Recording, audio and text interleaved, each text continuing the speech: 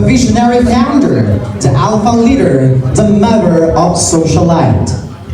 In year 2020, during one of the most uncertain times in the world, while many businesses were closing and fear was everywhere, one woman chose to build. She didn't just want to survive, but she chose a creative opportunity.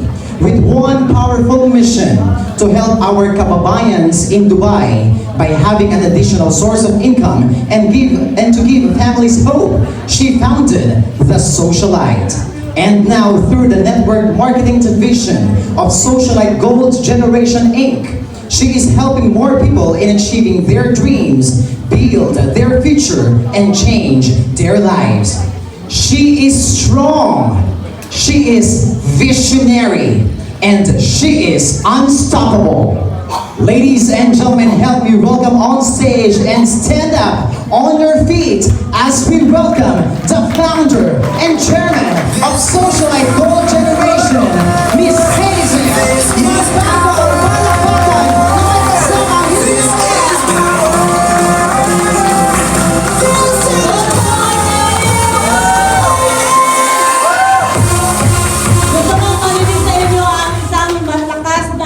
Good morning! Sabay-sabay tayo! 1, 2, 3! Good morning! Ayan, thank you so much. Pwede na po tayong umupo.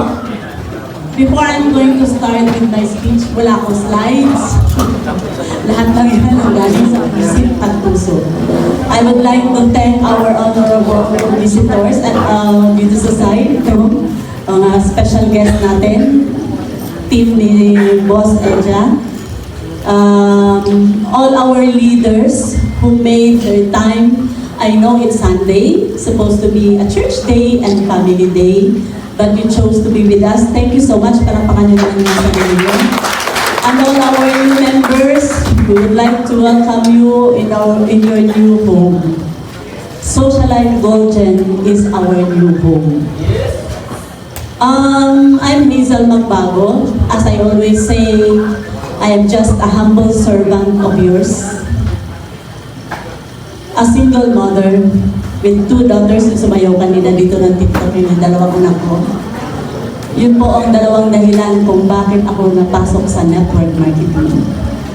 So my background, I have worked my way hard in network marketing for more than 10 years in an international company. Mahaba yung journey na 10 years, tama? Decade. Yan yung sabi ni ni Boss Eja. Yung buto, pag tinanim mo, hayaan mo munang yumabong. In my 12 years, only one company lang po ang sinalihan ko. Tinarbaho, pinagpaguran, pinagpuyatan. Sleepless nights, ang dami. Na-experience matulog sa gasolinahan dahil hindi na kaya umuwi. Sino naka-experience dito?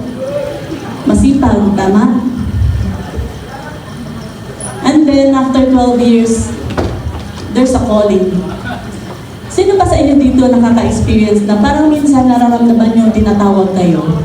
Iba yung tawag ng kalikasan, ha? Tinatawag kayo na parang you are called for something. You are destined to do something. You are destined to make a change in other people's lives. Nabago ko naman ang buhay ng maraming downlines in my previous company. From an ordinary store worker, ordinary merchandiser, nagkabahay, nagkakotse, nakatravel, first time sumakay ng eroplano. It's a fulfilling achievement already. But why I chose to change my path? Why I chose to change my destiny? Naniniwala ba kayo? Destiny is not by chance, it is by choice. Kaya kung nahihirapan ka sa buhay mo ngayon because it is your choice. Because it is of the choices that you have made. Kung ano yung buhay mo na determine you in every choices that you make. Choice mo rin kung gusto mo masaktan. Yeah. Choice mo rin kung gusto mo maging masaya.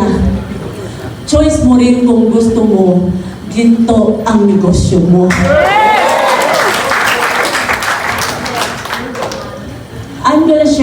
you my journey in MLM industry. After 12 years yun nga, sabi ko, I feel like I have a calling. Marami akong nasa isip, marami akong nasa puso, lahat hindi ko mailabas, hindi ko maigawa. Only if I can open my mind and I can open my heart to you right now, you will see what is written in there. I want to make an impact in people's lives and I want to make a change. So 2020, hindi ko naman alam na may pandemic. January, I went to visit Dubai as a tourist. Nakita ko ang daming OFW.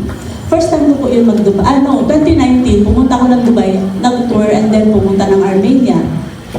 Kaya lang, sabi ko, 2020, bumalik ako, sabi ko, parang may iba. Sabi ko, parang ang ganda magnegosyo dito. Kasi ang daming OFW, nakita ko, ang sisipag nila. Filipino. Sabi ko, parang gusto kong magnegosyo. That time, I'm already searching for a business na kung saan makatulong ako sa OFW. So, 2020, despite of the pandemic, I made a very bold decision. I opened a company, March 4, lumabas yung license. March 12, we had a launching ng office, binuksan ko yung opisina. March 17, lockdown. Natakot ako? Kinabahan ba ako? Yes, dahil malaki ang money na involved, ang investment na involved. Sa Dubai, hindi ka pwede mag-rent ng office na mura. And my office is 1,300 square foot.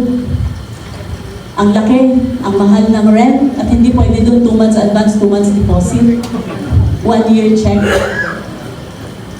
Pero I trust to God. I lay it everything to God. Sabi ko, kapag itong negosyo to ay binigay ni Lord dahil alam niya ang purpose ko na makapagbigay ng pagbabago sa mga bawat OFW na nandun sa Dubai, ang company nito will survive the storm, the pandemic, whatever it is. So, noong November 2020, nag-start na ako ng production ng perfume. December 2020, hindi pa nag-o-open ang ibang office, nag-close ang mga malalaking company, nag-close ang mga multi-million companies. Ako na maliit na kumpanya, nag-launching. That's what you call, you are destined, or you are called for something, and you will make a change. Kaya, February 2021, when I infused jewelry in the direct selling business, meron po ako dito ng isang reseller from Dubai. Shout out kay Ma'am Marcela Soriano. Ayun. Hindi madali magnegosyo sa Dubai. Kaya ang daming Pilipino curious pumunta doon. Meron daw Pilipina. May yun ang maganda kasi na-detector tayo. Sabi na may bago daw salta ng Pilipina sa Dubai. Nagnegosyo. Kasi hindi ko naman alam. Hindi pala siya ordinaryo doon na pumunta ka para magnegosyo. Kasi ang iba doon, 20 years na nag-work, nag-try mag-business, nag-fail, 25 years na nag-work, nakaipon, nag-business, nag-fail. So, dumami dahil pala, isa siya sa mga unang company na nag-offer ng reselling ng gold, si Socialite Collections. Kaya sabi lang, imagine, resellers of direct selling, pero mas mababa pa rin yung price ng members compared to the market price. Kaya ang daming Pilipino during pandemic na talagang kumita. Yung iba na nawalan ng trabaho, ang iba yung during pandemic, grabe yun, massive layoff ba? Massive termination. Pero marami ang nagstay sa Dubai because they have socialite business. Hindi lang kailangan umuwi ng Pilipinas.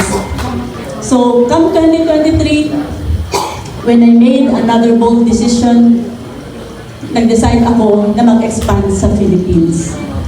Sabi ko, it's about time, dahil mature na si Socialite, na I have to offer it in Philippines. Kasi gusto ko talaga network marketing business. Kasi yan ang nag-mold sa akin. So, 2023, still direct selling pa rin siya kasi ang journey ng Socialite, ang gusto ko, pag naging network marketing business siya, hindi siya katulad ng iba. My goal is to change the face of network marketing. Very bold, very daring. I'm not a billionaire,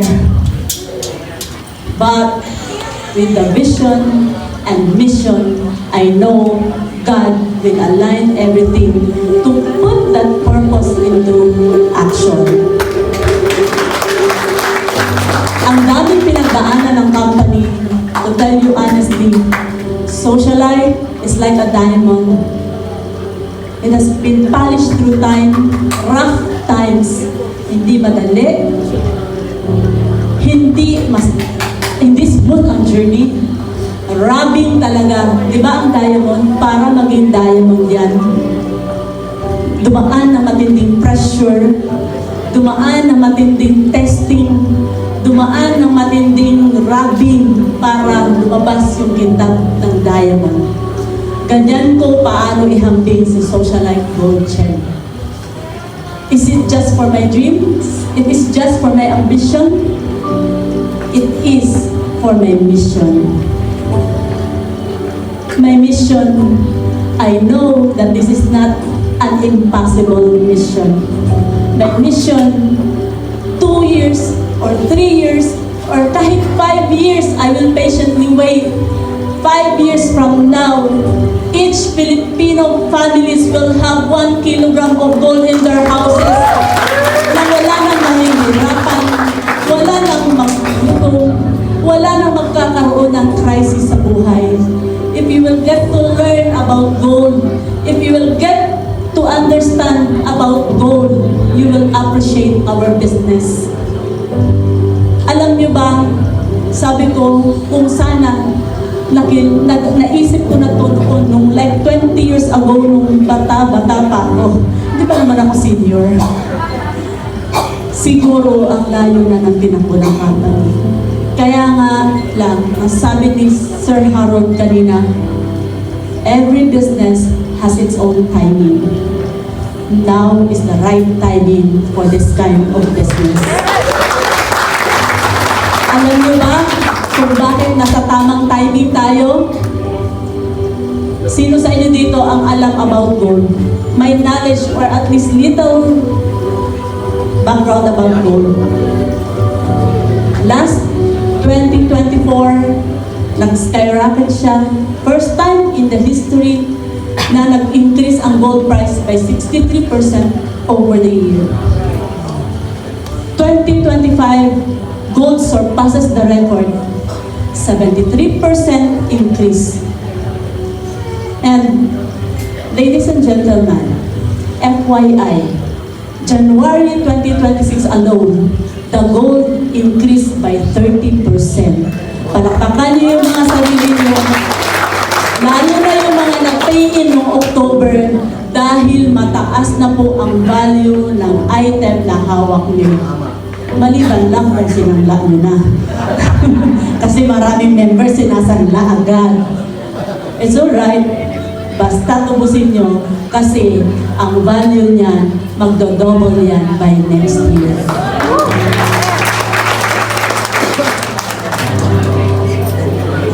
Alam niyo ba, ang every visionary's vision,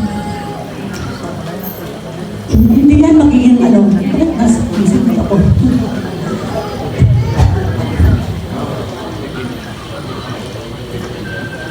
Water break.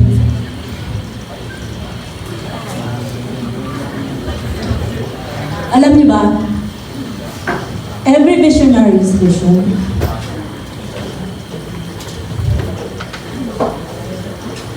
yung mga kasama noon, na mag-implement ng isang vision into action, yun ang mga taong tatanggap ng malaking blessing. At kayo lahat na nandito. Let's aim to touch more lives. Let's aim to make a change. Ito hindi alam ng board natin, but I'm going to announce. Meron tayong Socialite Leadership Convention, tama? And I will be your first speaker. You will hear from me. Meron din tayong kasamang motivational speaker. I used to speak, I used to motivate, pero hindi ko profession. Ako, whatever I say is coming from my heart. And whatever idea I lay upon, that's an idea, the wisdom coming from above. I am nothing without Him. Everything that I lay, the plans, we are guided by the Lord. Alam niyo ba? Alam ko, marami sa inyo dito, hindi ganun. Sabihin natin maginhawa ang buhay. Pero isa lang ang mapangako ko.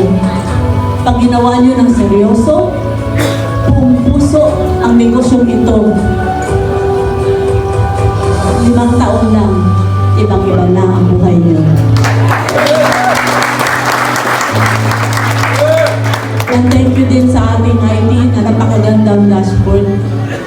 Alam niyo ba, magkano na yung ginastos ko, ilang pagawa na ako ng system. But sabi nga, at the right timing, ibibigay sa iyo ang mga tamang tao. So, I would like to recognize also our President, Sir Mon Galburo, our Vice President, Sir J. Galburo, and of course, ang ating napakasipag, ang ating napaka-enthusiastic na speaker, Sir Gerald Rivas. Kung wala po sila, hindi po buo ang pagbayan ito. Kasama ko po sila, nagpupuyat, nagbubuo ng mga plano, nagpupuyat sa mga gabi para lang maibigay namin ang the best plan and the best na mga system para sa inyo. Minsan, nilabot kami 3 AM ng IT. Dahil kailangan bawat detalye sinusuri because we want only and nothing but the best for you. I know, Socialite, mahaba pa ang journey natin, mahaba pa ang pagsasamahan natin, marami pa tayong pagsasamahan, marami pang mga bagong mukha na darating, and not only national yung ating goal.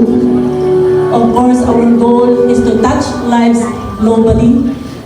Alam nyo, sa mga leaders, especially call out to mga leaders kasi yan talaga ang nagdadala ng mga team.